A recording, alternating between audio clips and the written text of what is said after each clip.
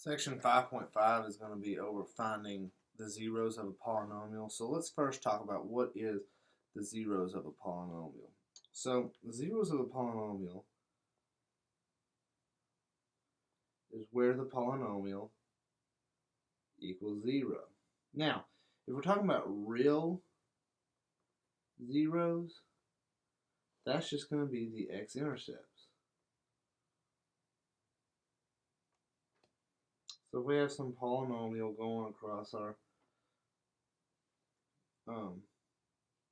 coordinate grid, everywhere it crosses the x-axis is going to be x-intercepts, which is going to be real zeros. Now there is possibility for complex zeros, which we cannot go to the x-axis and just point at a complex zero because it's a complex number. So there will be times where we can find zeros that are complex numbers, but the zeros of a polynomial is where the whole polynomial equals 0.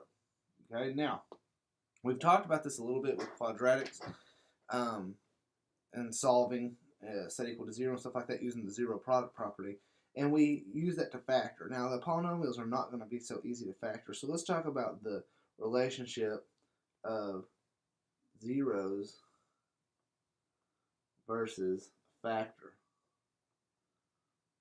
So a 0 is going to be some x value. That's going to tell us at that x value, the polynomial equals 0. The factor of that is going to be that number as a factor. So it's basically, if we took our factor and solved for it set equal to 0, you would get the 0. So that's the relationship between the two. Okay? So we talked about synthetic division. So we're going to talk about several different things that's going to, kind of be tools for solving these. And our first tool is using synthetic division to determine zeros.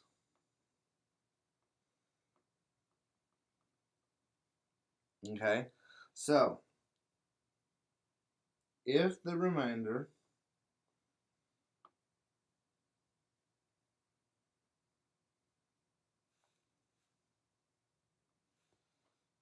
is 0 in synthetic division,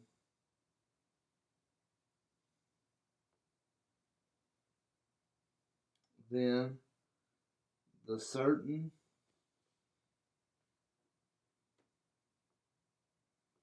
x value we used is a 0 of the polynomial we were dividing. Okay, so I did an example in the last video using synthetic division, and the very last thing I ended up with was a remainder of 0, and I said that was something very special. Well, we now know that the reason that was special is because that x value is a 0 of the polynomial according to this definition. So let's try this. Let's say given f of x equals x to the third minus 4x squared plus 9x minus 6 given x equal to 1. Okay, and I want to test and see if this is a 0. Okay, so again, we're doing synthetic division with a specific x value. And what we're looking for is the remainder. So we have 1, 1, -3, -3, 6, 6, and 0. So now that we see we have a 0 as the remainder, then we know that x equals 1 is a 0. That's one solution to this polynomial. Now that's nice, but we got to kind of work our way a little bit further. Let's try another example. Let's try f of x equals 3x to the 5th minus 2x to the 4th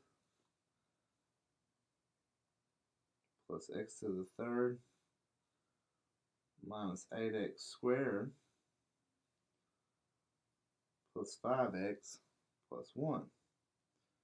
And let's look at x equal to 1. Okay, do that again. Check it using synthetic division. Always need to see if there's any missing terms and replace them with a 0. In this case, we don't have any. So we get 3, 3, 1, 1, 2, 2, negative 6, negative 6, negative 5. Oops, sorry, that's not negative 5. That's negative 1, negative 1, and 0. Okay, so now using the relationship between a 0 and a factor, we know that given x equal to 1, that factor is going to be x minus 1. So we have factored out x minus 1, and that left us with this new part here, which is going backwards.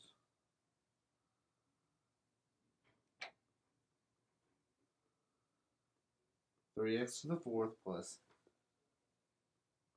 x to the third plus 2x squared minus 6x minus 1. So we've factored that out. So essentially, to finish this problem, which is what we're trying to learn how to do, is we need to go ahead and to find the rest of the zeros, we need to find this part set equal to 0, what's left over. So that's a little bit harder. Okay? Now, that's a fourth degree. We cannot finish that unless we get down to something we can handle, like, say, a quadratic. So let's look at this. Let's say I have f of x equals 6x to the third plus 19x squared plus 2x minus 3. And let's say that I give you x plus 3 is a factor. So if x plus 3 is a factor, what's the 0? Well, we can take a factor and set it equal to 0, and that gives me negative 3 is the 0. So if I use the 0 to simplify,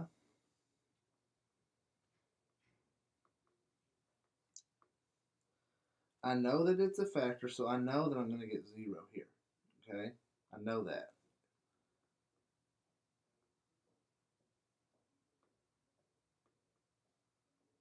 Okay, and that was true. So I'm left with 6x squared plus x minus 1. Okay, so that's f of x equals that times my other factor. But the remainder of the problem is finding that guy set equal to 0. So that does factor.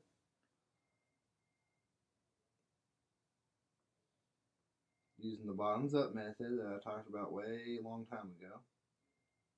We get that.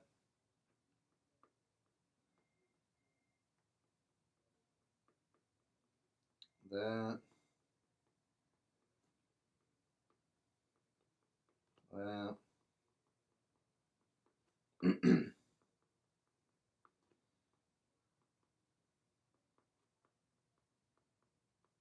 That.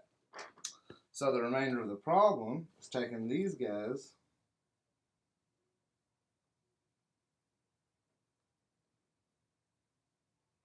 and setting equal to 0 and solving. So we have 2x plus 1 set equal to 0 and 3x minus 1 set equal to 0. So this guy here, if you solve it, gives you 2x equals negative 1 or x equals negative 1/2. And then the other guy, 3x equals 1 or x equals 1/3. I'm sorry I'm running out of room here. So there's my other two zeros. So if you go back to the original function, it was f of x equals 6x to the third plus 19x squared plus 2x minus 3.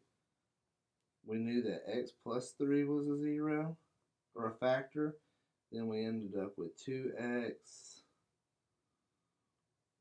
plus 1. excuse me, and 3x minus 1. That's factored form. So the zeros of this is whenever those are set equal to 0. We already found those. It's -3, -1/2, and 1/3. Okay, so we just solved our first third-degree polynomial, finding all the zeros. Factor our first-degree polynomial. So the question I get now is, well, I know I can test x values using synthetic division, but which x values do I test? There's the infinite amount. Well, we have to kind of narrow it down, and we have something called the rational zero theorem.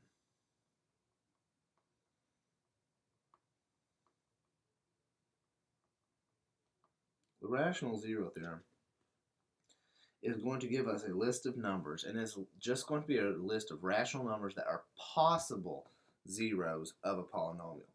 So here's what you do. Given a polynomial, step 1 is factor the constant. Step 2 is factor the lead coefficient. Step 3, and let's say we'll call this list A and we'll call this list B. Form all fractions, all possible fractions, with A over B. And then step 4 is simplify and cancel repeats. Okay, so let's do an example. Following these steps, 4 steps.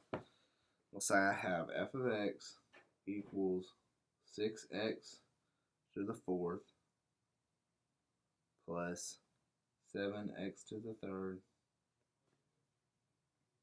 minus 12x squared minus 3x plus 2.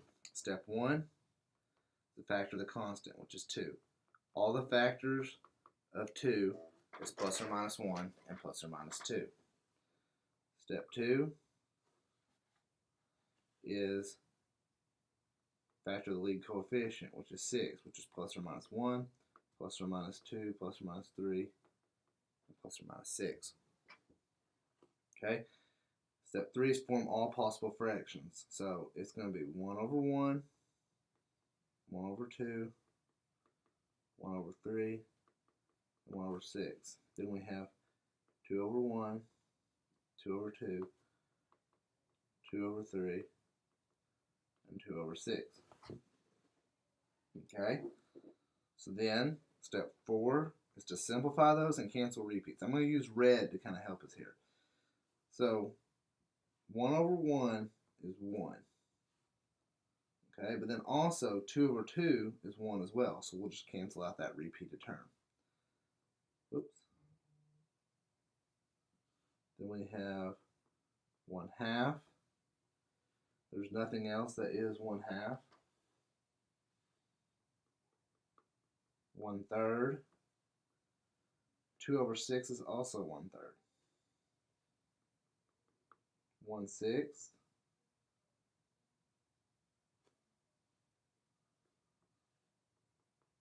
2 and 2/3. So these are going, there's, let's see here, there's 6 different ones with the plus or minus, so 12 possible rational zeros. Now these are not all going to be zeros, it's just possible rational zeros. So you could do synthetic division 12 times to try to test all these guys. Okay? But we have a quicker way of doing that, and that is going to be doing it with the calculator. Whoops.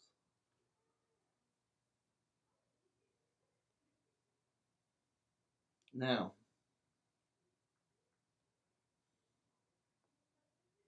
I do not have a way to show you how to do that with this iPad, the way I'm running it right now. So what I'm going to do is post a video of showing how to find zeros with the calculator on YouTube, just to kind of watch along with this video. But in this rest of this video, I'm just going to reference that, by hand. Or, well, I'm just going to say it, but then I'm going to give you the things by hand. But I'm going to expect you to go to watch the video to learn how to find the zeros in the calculator. Okay? So, there we have that. Now we need some other theorems to kind of help us, guide us through the rest of the process. Okay, so I'm going to list some theorems here that's going to help us. So we got the number of zeros theorem.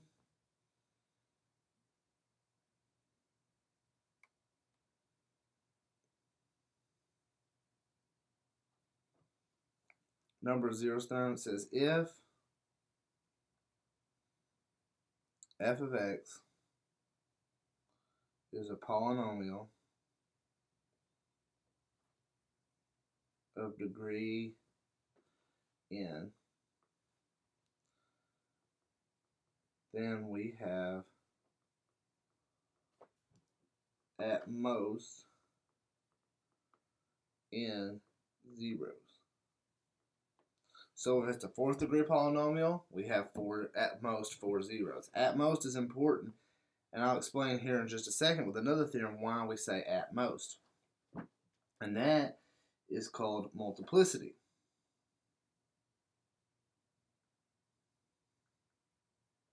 Multiplicity basically says we can have 1 0 show up more than once.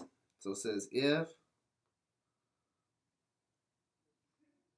a certain factor is a factor more than once,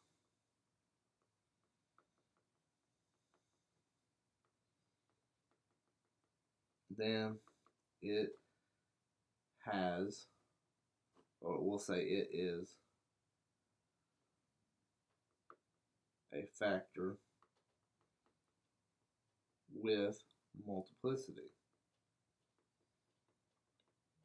For example,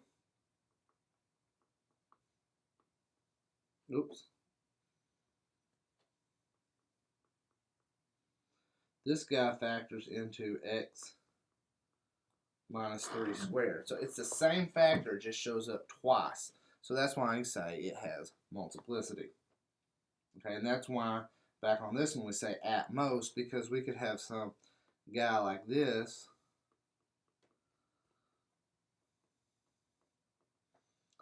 it's a third degree polynomial, so we have 3 different factors, but this guy shows up twice. And so that's why we say at most. It has 2 zeros, but it's a third degree polynomial. Okay, and our last theorem that we're going to talk about right now is the complex conjugate zero theorem. It says if a plus bi is a zero of a polynomial, then its conjugate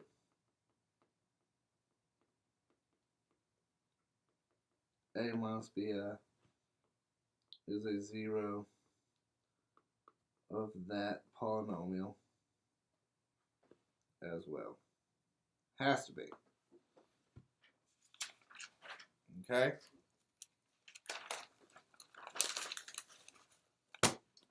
So let's do some multiplication just to kind of work backwards and see how things work. Let's say we want to find f of x given -3 and 5 are zeros, where 5 has a multiplicity of 2. So, in factored form, at -3 is a 0 is going to be x plus 3 is a factor. And 5 as a 0 is x minus 5, and then it has a multiplicity of 2. So if we go and multiply this guy out to put it in standard form,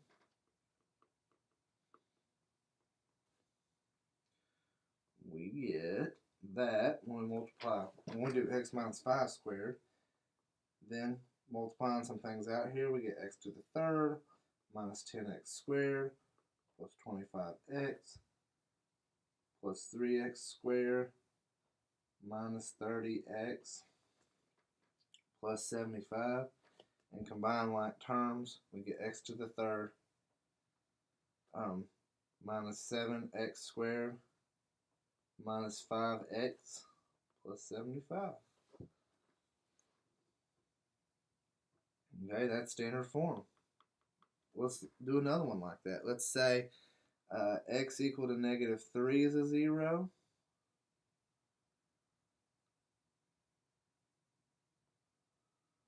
And x equal to -1 plus 2i is a 0. So right here, if we know that -1 plus 2i is a 0, we know that -1 minus 2i also has to be a 0. So we're going to leave a lot of room here. So f of x in factor form is going to be x plus 3.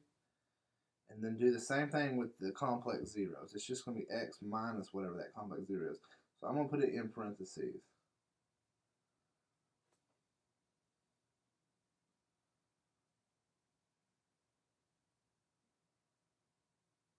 Okay? So it looks really complicated, but a lot of things cancel out here. So first I'm going to distribute these two guys. So I end up with, if you follow me here, x squared minus x times -1 minus 2i minus x times -1 plus 2i plus -1 plus 2i. Running out of room here. -1 minus 2i. Okay? So I get x squared, and I get plus x plus 2xi plus x minus 2xi. Then multiplying those guys is kind of hard to see. We get 1 plus 2i minus 2i, and then a minus 4i squared. So I'll use red to mark some things out here. We get x squared. So we got that. You see that this guy and this guy cancels. This guy and this guy cancels. And this here is just going to be plus 4. So we have plus 2x. So we're there and there. And then 1 plus 4 is 5. So I told you a lot of things would cancel. So that got long, but it's okay. And then we get x to the third plus 2x squared plus 5x, then plus 3x squared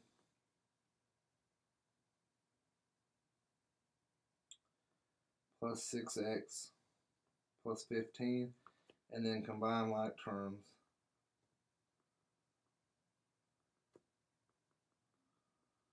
We get that. So man, a lot of work, but that's the standard form of that polynomial given those certain zeros. So we're going to stop there on this video.